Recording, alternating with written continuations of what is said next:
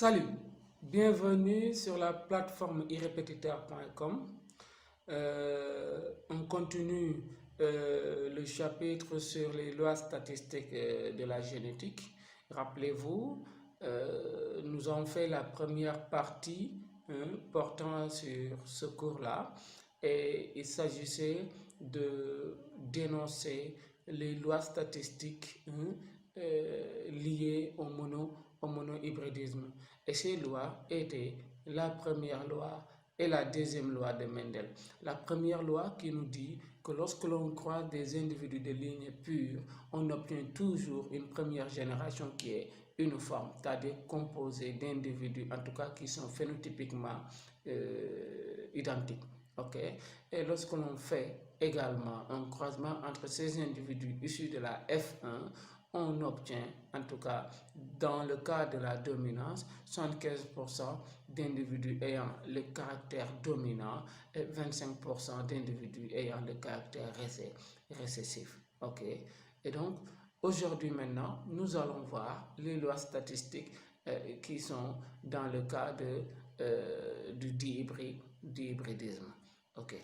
Alors, au sommaire de cette vidéo, après une brève introduction, okay, nous allons voir maintenant le dihybridisme avec une double dominance, c'est-à-dire déjà quand on parle de dihybridisme, on va suivre deux caractères, okay, la transmission de deux caractères. Okay. Alors, ces deux caractères, on verra dans le cas où les deux caractères en tant que tels, par rapport à un individu, sont dominants par rapport à deux autres qui se trouvent chez un autre individu. Okay. Et la notion de ségrégation indépendante des allèles. On verra également un croisement test dans le cas du dihybridisme, comment ça va se dérouler. De toute façon, je pense que jusqu'ici, on se comprend, on sait ce que ça veut dire un croisement test ou un test cross. Donc, il s'agit d'effectuer un test pour identifier un génotype d'un individu donné. Alors, on va également, après avoir bien sûr énoncé la troisième loi de Mendel, okay, voir une exception à cette troisième loi. Okay. Alors, on va voir également la notion de crossing over pour maintenant, enfin, voir la carte factorielle. Si l'étude porte sur un caractère, c'est le monohybridisme, ce que nous avons fait la dernière fois.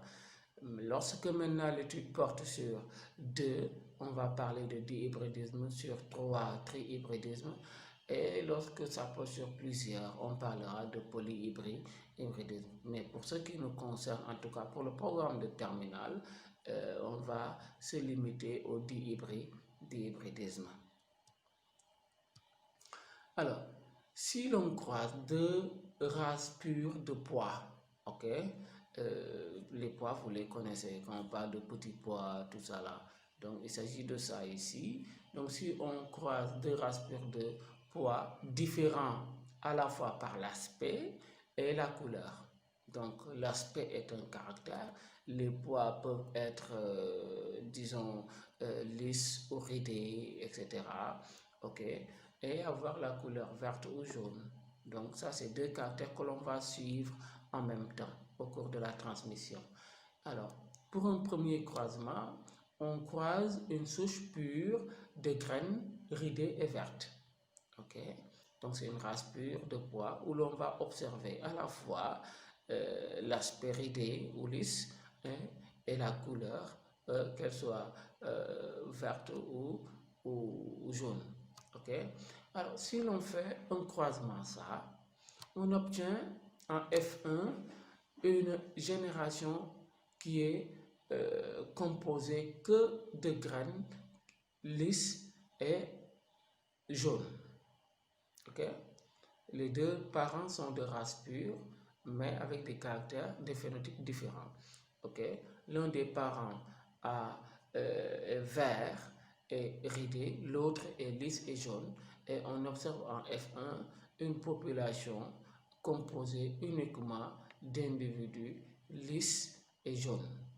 ceci vérifie la première loi de Mendel qui dit que lorsque l'on croise des parents, des individus de race pure, la première génération est toujours uniforme et présente un caractère unique. Dans le cas de la dominance, maintenant, le caractère unique, c'est le caractère de l'un des parents. Ok, et donc ce qui nous permet ici de déduire que le caractère jaune ou la couleur jaune domine sur la couleur verte et l'aspect lisse domine sur l'aspect ridé. Alors, lorsque l'on prend les individus maintenant de la F1, ok, les individus issus de la F1 qui sont lisses et jaunes, mais hybrides, parce qu'ils ont reçu l'allèle lisse des parents et l'allèle ridé de l'autre, ok, jaune d'un des parents et vert de l'autre, donc ils sont hybrides.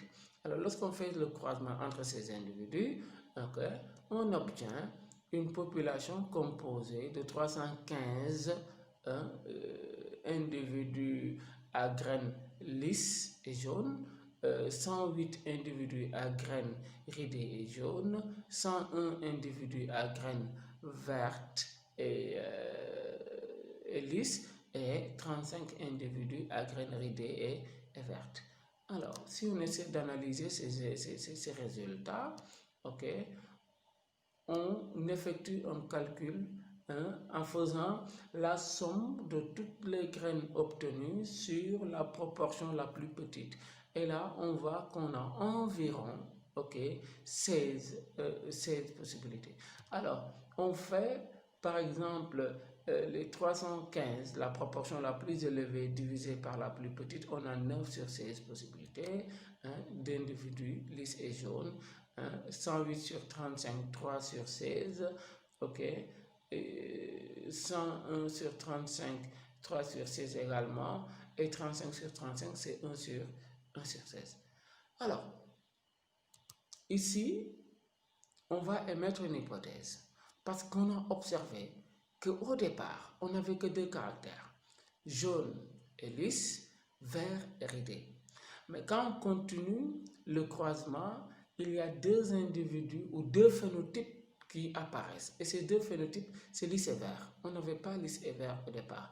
Il y a ridé et jaune. On n'avait pas ridé et jaune au départ. Donc, il y a l'apparition de deux phénotypes nouveaux. Donc, on émet une hypothèse, c'est-à-dire pour expliquer la provenance de ces deux phénotypes. On ne sait pas. Donc, on pense que ces deux phénotypes nouveaux sont dus à des couples d'allèles, c'est-à-dire L et R et JV, qui se seraient séparés indépendamment. C'est des allèles qui sont libres comme ça, qui se sont séparés, de sorte que les hybrides de la F1 ont donné 4 types de gamètes.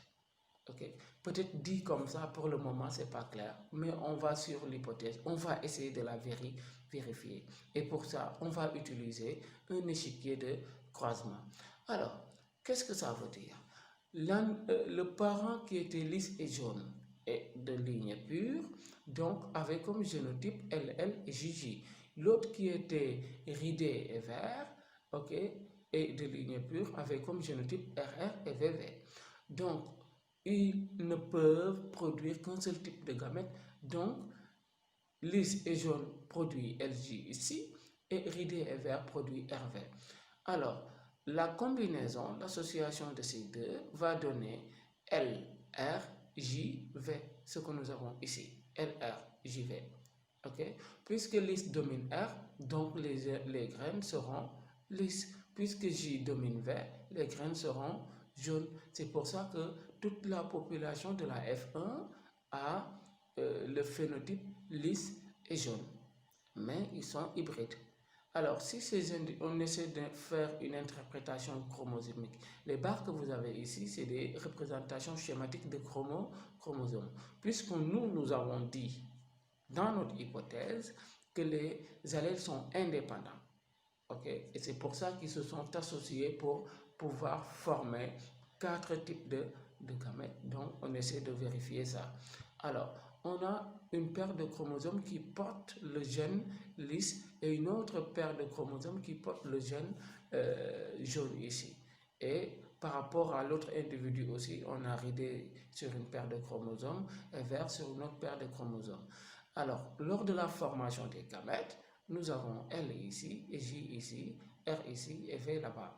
Donc, les deux s'associant donnent des individus avec une paire la paire LR ici et JV de l'autre côté. Et c'est pour ça qu'on a obtenu 100% d'individus LJ en F1, mais qui sont hybrides. Alors, si l'on continue toujours notre raisonnement, on a ici F1. F1 fois F1, ok, qui F1 étant hybride, c'est-à-dire de la forme LRJV, ok, produit 4 types de gamètes. Qu'est-ce qui se passe en réalité? Le L que vous voyez s'associe à J. Le L peut s'associer à V aussi. Donc R s'associe à J, R s'associe à V.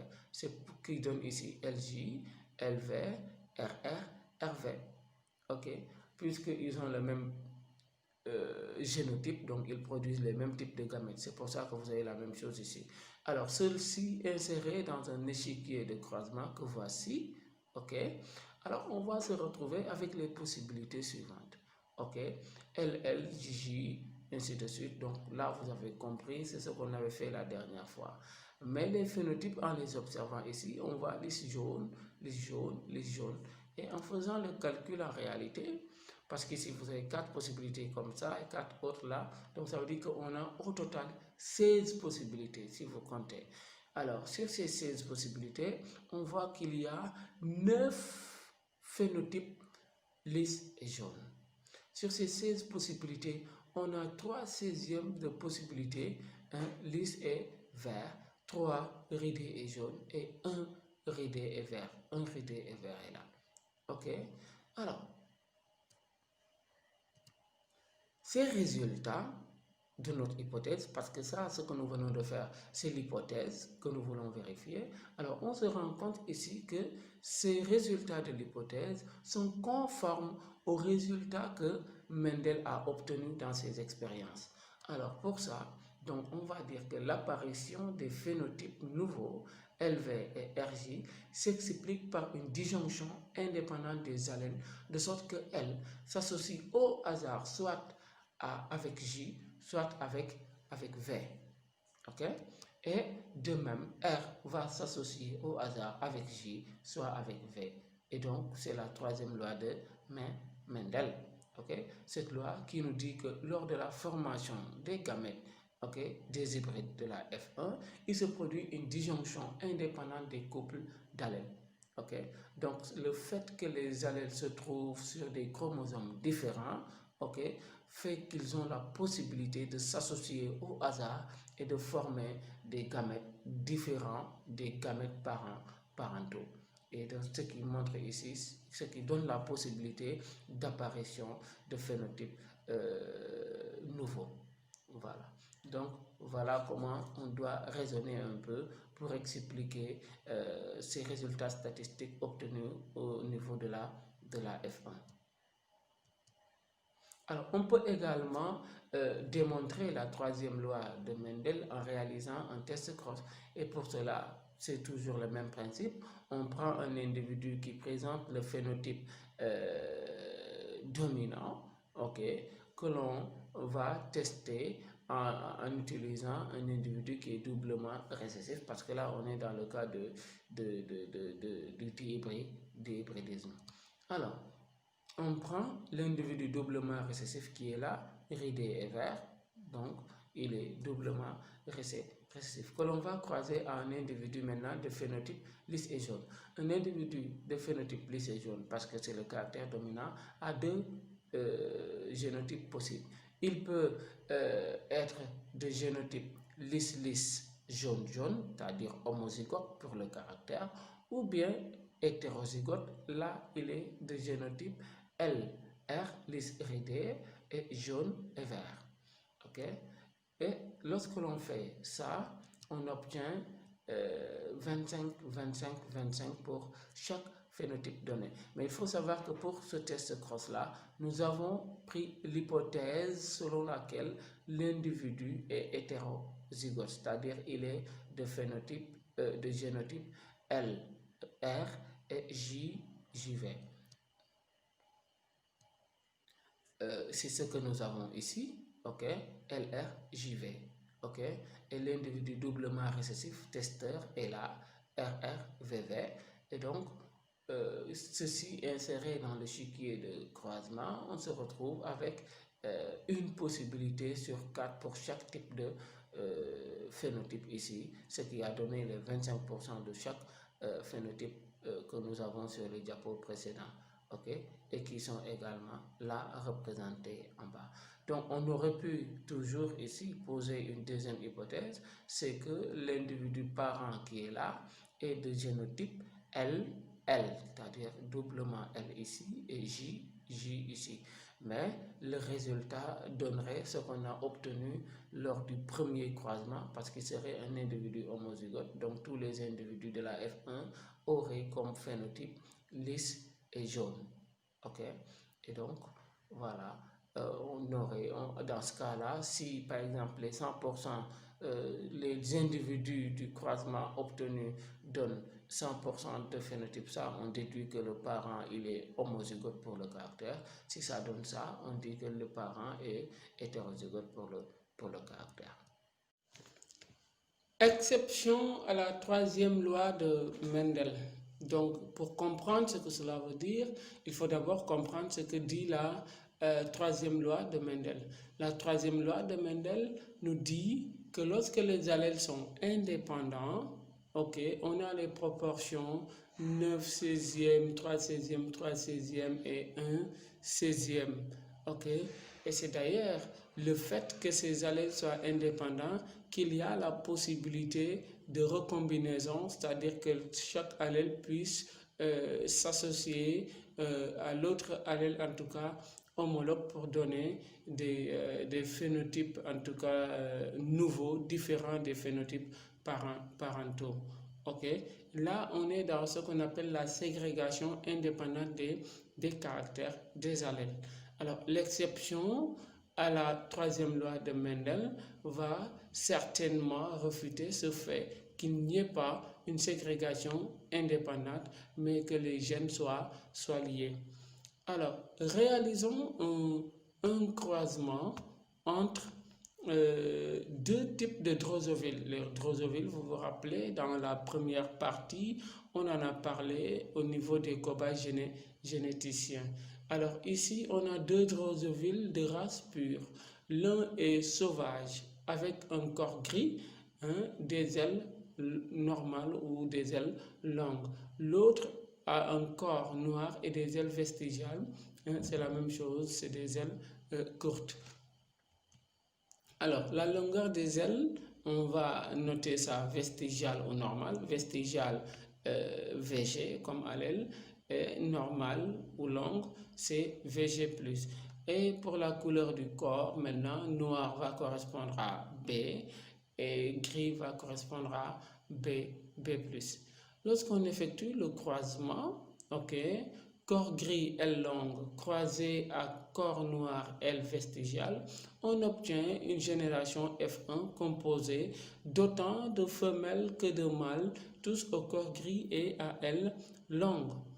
Alors, ici, le caractère ou les caractères noirs et L courte semblent avoir disparu. Cela nous ramène un peu à un fait connu, c'est-à-dire que lorsqu'un caractère semble disparaître à l'issue d'un croisement entre individus de ligne pure, ça veut dire que ce caractère est récessif, et donc là on peut directement dire que le caractère B+ va dominer sur B et VG+ domine sur VG. B+ c'est le corps clair ici, c'est-à-dire corps gris, et VG+, c'est L longue qui domine L courte. Ok, donc c'est l'uniformité de la première génération Donc, la première loi de Mendel, lorsque l'on croise des individus de ligne pure, on obtient toujours une première F1 qui est une forme qui présente un seul caractère. Alors, lorsque l'on prend les individus de la F1 qui sont issus du croisement de tout à l'heure, on obtient ici une F2 avec une répartition comme ça. Donc, on a des individus à corps gris L long, des individus à corps noir L long, des individus à corps gris L courte et des individus à corps noir L courte. Alors, ces résultats s'expliquent par le fait que les hybrides de la F1 n'ont fourni que deux types de gamètes. Ces résultats s'expliquent par le fait que les individus de la F1 n'ont fourni que deux types de gamètes. Alors, on va émettre une hypothèse que l'on va essayer de vérifier. Ok. Alors, l'hypothèse, c'est que les deux gènes qui sont à l'origine en tout cas de ces caractères, L longue et L courte, corps gris, corps noir, sont liés. Ok. De la façon suivante, c'est-à-dire B plus est lié à VG plus et que B est lié à VG. Et que les rapports, si tel est le cas, les rapports 9 16e, 3 16e, 3 16e et 1 16e de la disjonction indépendante, c'est-à-dire de la ségrégation indépendante des allèles, vont devenir maintenant 3 quarts, 1 quart, qu'il ne faut pas confondre à 3 quarts, 1 quart que l'on obtient au niveau du monohybridisme. Alors, si on essaie de vérifier ça, ici on a le croisement, donc c'est des individus de la F1 qui ont le phénotype B+, VG+, c'est-à-dire qui ont des ailes longues et des corps gris. Ok? Mais leur génotype étant hybride, donc ils sont B plus VG+, B, VG. Donc ils produisent deux types de gamètes, c'est-à-dire des gamètes de type B plus VG+, et des gamètes de type B, VG. Alors, ceci, si l'on insère cela dans l'échiquier juste à côté, alors on a ici B plus VG plus qui rencontre B plus VG plus, on a des individus de ligne pure homozygotes, okay, avec des phénotypes B plus VG plus, c'est-à-dire L longue et corps gris. Ici, également, on va avoir des individus hybrides, parce que B plus VG plus va rencontrer BVG, donc c'est des hybrides, mais B plus et VG plus étant dominant sur BVG, l'individu aura comme phénotype B plus VG plus, c'est-à-dire L longue et corps gris. C'est la même chose au niveau d'ici également. Alors là maintenant, c'est BVG qui rencontre BVG, c'est des individus homozygotes pour l'allèle qui est récessif, et donc ils vont présenter le caractère L courte et corps noir. Alors en essayant de faire un peu la statistique de ces phénotypes, on a ici B plus VG plus, B plus VG plus, B plus VG plus, 3 possibilités sur 4 et BVG, une possibilité sur 4. Voilà qui correspond au résultat que nous avons ici. 3 quarts de B plus VG plus et 1 quart de BVG. Alors, et là, on voit que les rapports, si c'était dans la disjonction indépendante des caractères, on allait avoir 1 quart, 1 quart, 1 quart, 1 quart 4 fois. Ok? De la disjonction indépendante et issue d'un test cross vont devenir maintenant un demi. C'est-à-dire, si on était dans la disjonction indépendante, si les gènes n'étaient pas liés, un test cross aurait donné 1 quart, 1 quart, 1 quart. Maintenant, si les gènes sont liés, un test cross va donner 1 demi, 1 demi. Alors, nous allons vérifier maintenant un test cross dans notre hypothèse. Est-ce que ça va réellement donner 1 demi, 1 demi? Et là, c'est ce que nous avons. Nous avons les parents ici, ok, de ligne pure. Quand on les croise, on a obtenu une F1 qui est 100% homogène avec le caractère B plus VG plus. Ok, mais le génotype hybride, c'est-à-dire B plus VG plus, B VG. Alors, un individu mâle de cette F1 croisé à un individu femelle, ok, BVG, c'est-à-dire doublement récessif, on va avoir cela.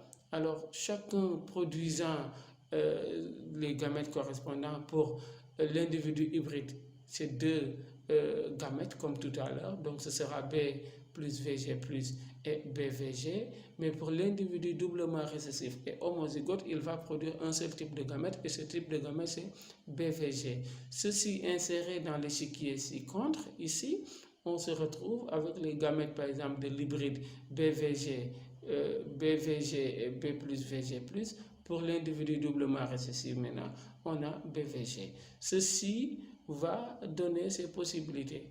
On a des individus B plus VG plus et des individus BVG avec des possibilités équiprobables. Ça veut dire ici, on va avoir 50% de possibilités d'obtenir des individus à ailes longues et à corps gris et 50% de possibilités d'obtenir des individus à ailes courtes et à corps noir. Et c'est exactement ce que nous avons ici.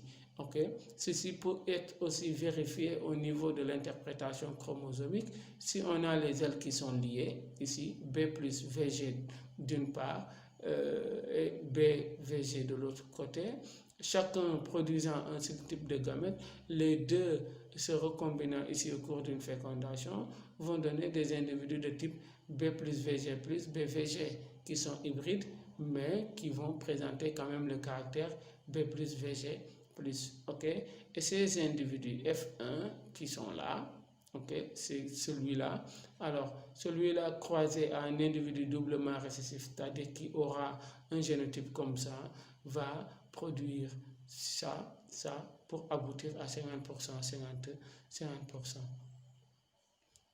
Alors, les résultats étant conformes à l'hypothèse, on avait posé une hypothèse que les gènes sont liés. Ok? Et après avoir fait nos croisements, on s'est rendu compte qu'en réalité, les résultats que nous avons obtenus sont exactement conformes à ce que l'on aurait pu avoir si les gènes étaient en réalité liés. Et donc pour ça, on va confirmer que les gènes sont en réalité liés. On dit que les gènes qui déterminent la couleur du corps, c'est-à-dire B plus ou B, okay, sont liés de manière constante ou absolue aux gènes qui déterminent la taille des ailes VG plus ou et c'est ce que l'on appelle le linkage absolu. Alors, la notion de crossing over. Alors, dans l'exemple précédent, c'est-à-dire l'exemple que nous venons de finir tout à l'heure, hein, dans le cas de gènes liés, okay, le linkage est absolu, c'est-à-dire les gènes sont liés de façon absolue. Le mâle était l'hybride de la F1 et la femelle, le parent doublement récessif. Ça, c'est au cours de du test cross. Alors, je fais un retour en arrière un peu pour vous montrer. Ici, donc on avait pris un mâle qui est la F1 qui est croisé à une femelle qui est doublement récessive. Alors, dans le cas maintenant du crossing over, ok, on va faire le cas contraire. Ici, on va prendre un mâle qui est doublement récessif, c'est-à-dire c'est lui maintenant qui va devenir doublement récessif, et la femelle de la F1. En effectuant le croisement, on se retrouve avec une F2 avec la répartition suivante. Ok? Alors, on constate que ces résultats ne s'accordent ni à la ségrégation indépendante des caractères, ni à la liaison absolue qui aurait donné un demi. Ok?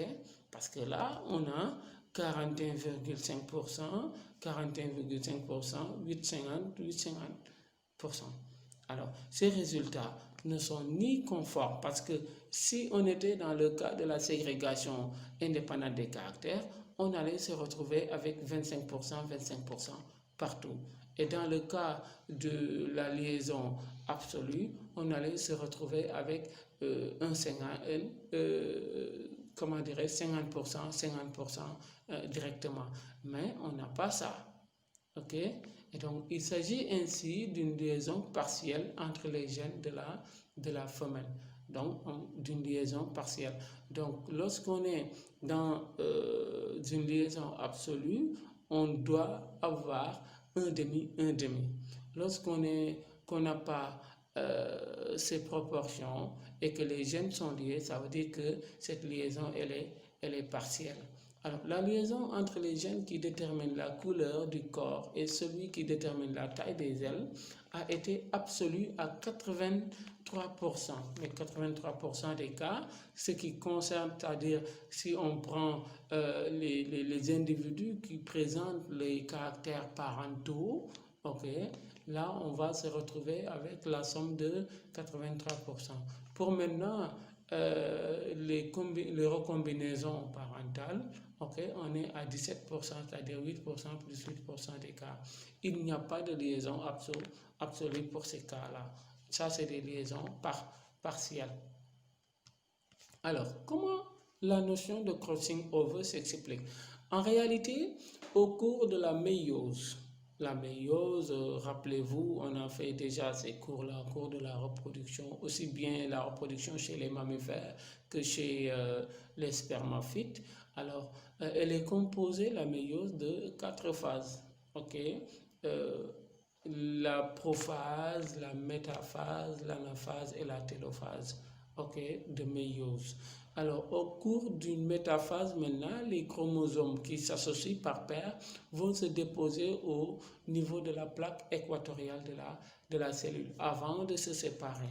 Alors, au cours de cet appariement-là, hein, et que les chromosomes se déposent au niveau de la plaque équatoriale, hein, en se séparant, il peut y arriver que ces chromosomes croisent une partie de leur chromatide et échangent des fragments d'ADN, des fragments de gènes. Okay. Et c'est cela qu'on appelle le crossing over en réalité. Et ce que nous avons sur cette image, on a une paire de chromosomes homologues ici, et cette paire de chromosomes homologues se dépose au niveau d'une plaque équatoriale au cours de la méiose, et pendant l'anaphase maintenant, ces deux chromosomes doivent se séparer ici net et chacun va migrer vers un pôle. Mais au cours de cette migration, ils vont échanger des fragments de chromatide ici et en même temps donc partager des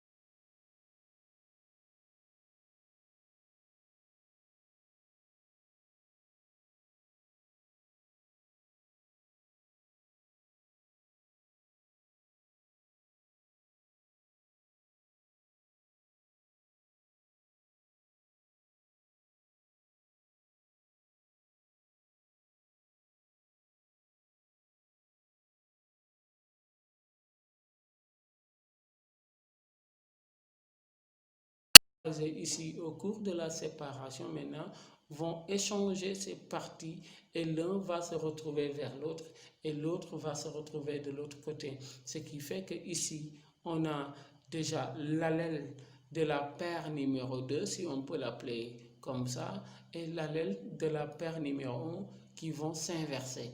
Et donc voilà, ici vous avez l'allèle là qui se retrouve ici et l'allèle de l'autre côté se retrouve de là ici. Et c'est cela qu'on appelle le crossing over.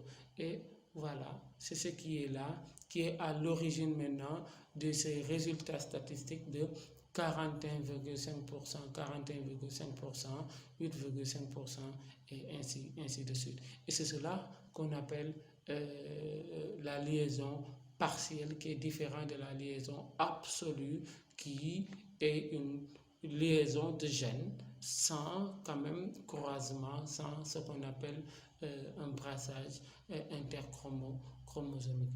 Donc les résultats donnent des phénotypes parentaux à 83% et des phénotypes nouveaux à 17%. La carte chromosomique. ou la carte factorielle. Alors, ça veut dire quoi? En réalité, si les gènes sont liés et les deux gènes se trouvent sur le même chromosome, il y a une distance qui les sépare. Parfois, les deux gènes peuvent être très rapprochés ou très éloignés ou peut-être moyennement éloignés. Ça dépendra de l'appréciation. Alors, la carte factorielle maintenant permet de déterminer la distance exacte qui sépare deux gènes qui seraient situés sur le même chromosome. Donc la carte factorielle d'un chromosome est établie à partir de l'analyse des résultats du brassage chromosomique. Alors l'établissement de la carte consiste à définir le nombre et la position des gènes sur les différents chromosomes. Alors la distance entre les deux gènes A et B est définie comme suit. Donc la distance AB est égale au nombre d'individus recombinés sur le nombre total d'individus. Si on revient à notre exemple de tout à l'heure, chez la drosophile, le gène responsable de la couleur du corps B et celui responsable de la longueur des LVG sont séparés par une distance de 17 centimorganes ou 17 unités arbitraires, car on a 17% de recombinaison. Donc le pourcentage correspond ici à la distance qui sépare les deux gènes. Alors nous voici à la fin de ce cours. J'espère que ça vous aidera à mieux réviser les échéances. On va essayer de vous proposer une méthodologie de rédaction ou de résolution d'exercices de génétique à la suite de ce cours, mais vous pouvez déjà vous rendre sur la plateforme, relire la fiche de synthèse, consulter le QCM qui est proposé à la suite de ce cours, avant maintenant de vous attaquer à des exercices pratiques sur la génétique. D'ici là, portez-vous bien et bien à vous.